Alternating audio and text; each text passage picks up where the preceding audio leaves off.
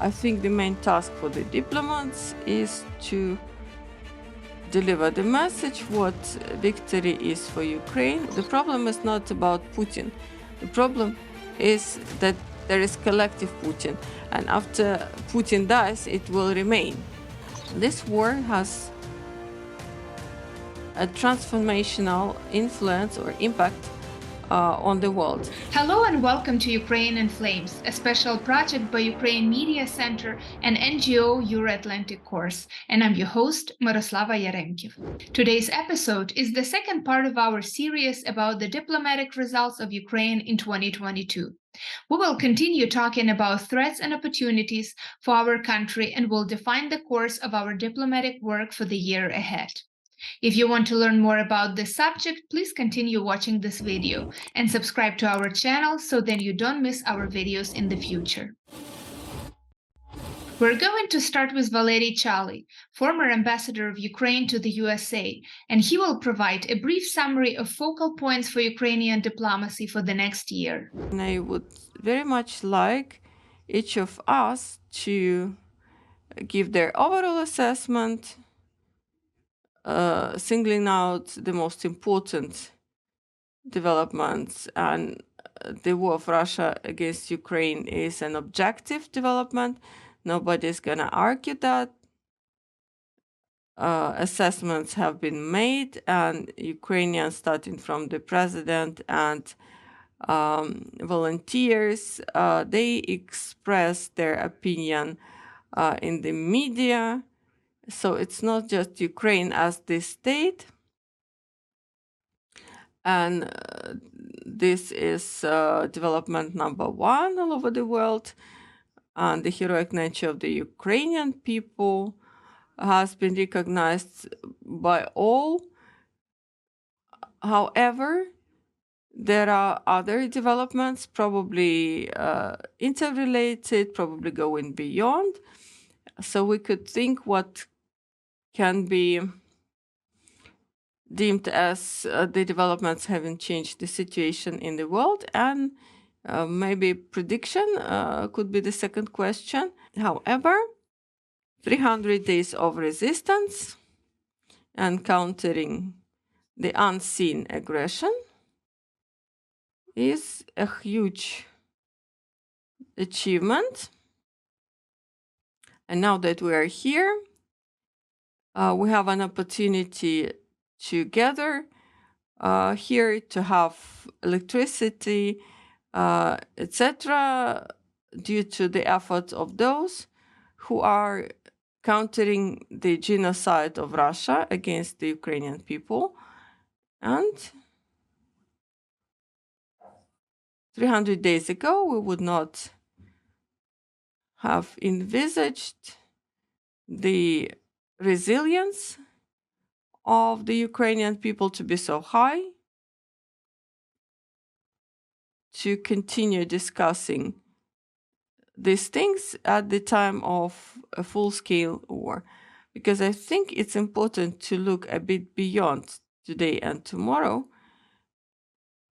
While our professionals are waging a war, I think the main task for the diplomats is to deliver the message what victory is for Ukraine and how do we ensure sustainable development for Ukraine, and how do we win, and after the occupation of Ukraine, how do we win peace and enable further diplomatic development of the country.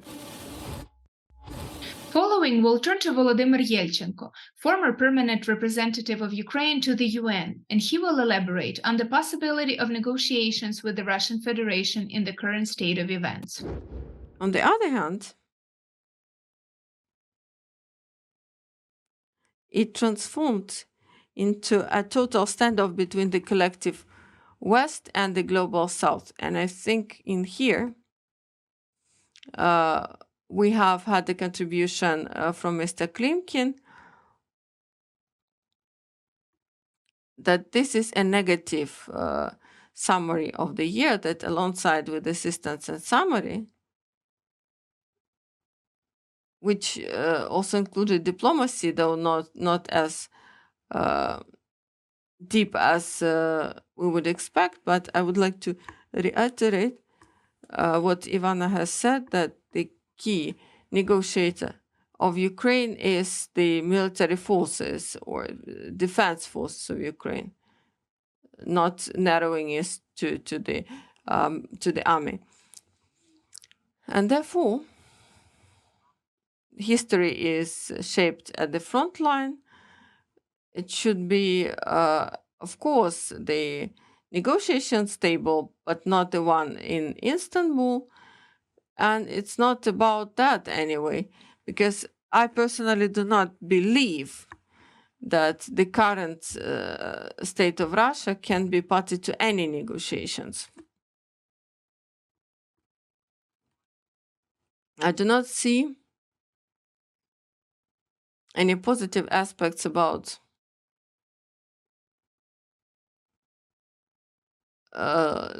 Russian opposition, so we have not seen any constructive role of it. And the West, having started to impose sanctions, was hoping to see public uprisals, but it didn't work out. And I started my work back then in Moscow. The problem is not about Putin.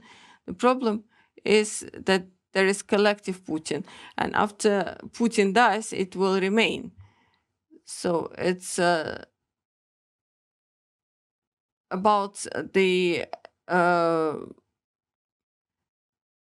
sessions of public deputies of Russia.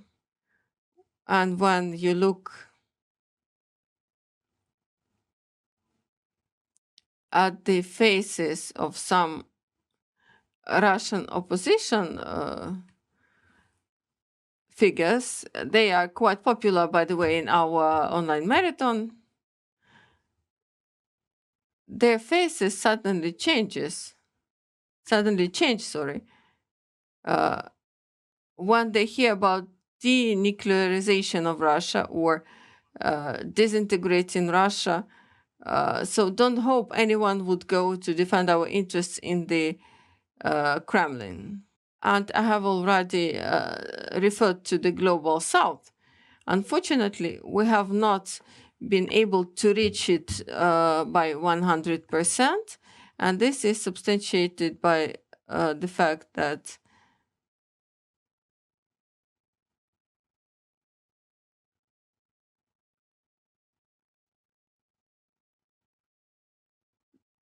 it has been reflected that in the best case, they have a neutral position or no position at all. Another examples, two ministers of foreign affairs of African countries based in New York, and I communicated with them on the phone, and they said me, it was so convenient to deal with the Soviet Union. You provided ammunition and arms, etc. And I've been telling them what I know. But they should know as well because they're ministers.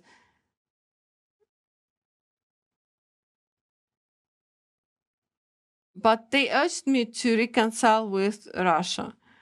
So, and these are ministers. The other countries and country leaders may think in the same manner. If we're talking about the drawbacks of 20, 25, and 30 years, lack of attention, for example, to the third world, even appointing 45 ambassadors to Africa, we cannot achieve any tangible result in a year. But this needs to be made up for anyway. So I think that we're going to talk in the second row.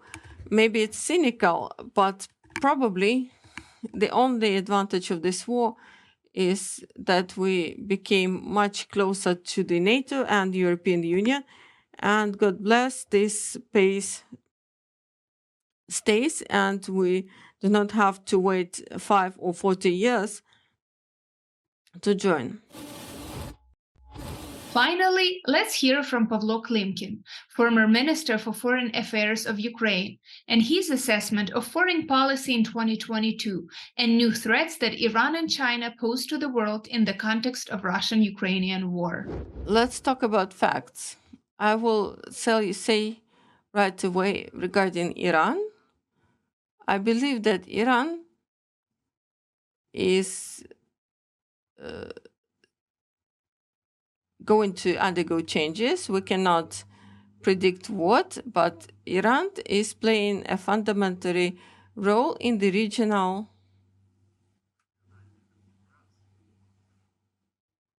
configuration around the Middle East and Central Asia, not just as a country to be dependent from Russia and China currently, but this dependence is bilateral. And now there is a new consensus regarding Iran, and it has been hard, and I'm glad that the idea of the nuclear collusion with Iran is not going to fly, and we need to understand that this will not be a good opportunity to conduct negotiations. And now we have a new government in Israel. We have new election results in the Arab countries, including the Saudi Arabia, but not limited to them. We have a new feeling about safety around the Gulf in terms of delivery of natural gas and oil. And at present, the Western world is aware of the risks being enhanced. Nuclear risks,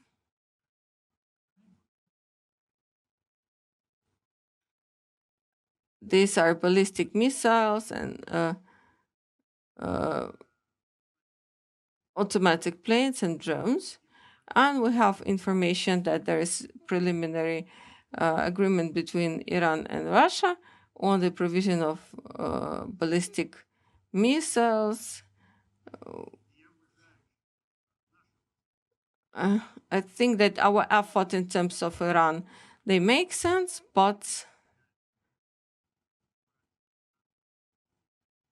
the cooperation between Iran and Russia cannot be much influenced because the Iranian regime thinks only about their survival, which makes them take illogical decisions.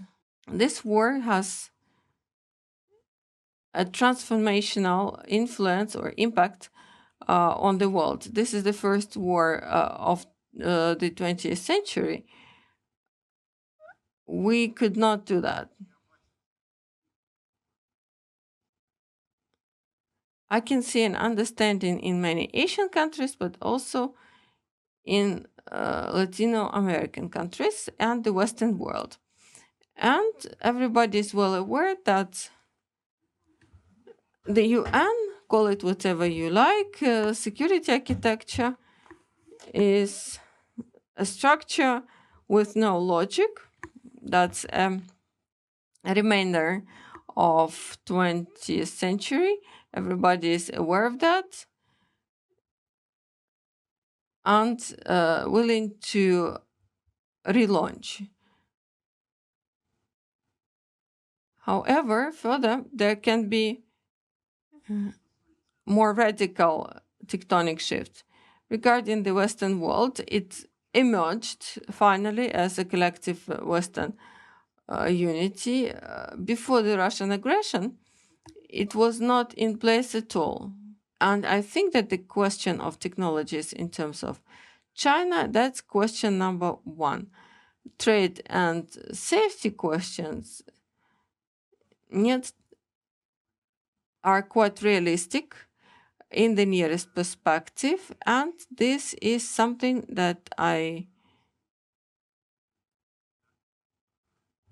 feel from the side of Asia and the United States. So these are the assessments that are quite relevant.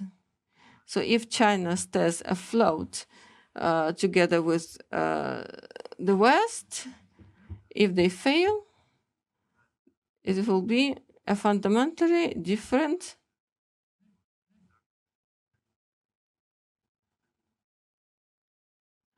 and the support of China to the Russian regime, which he now needs.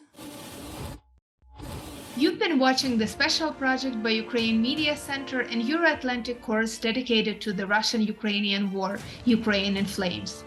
In the description under this video, you can find information on how you can help Ukraine fight Russian aggression. If you find our work useful, please like and share this video. Slava Ukraini!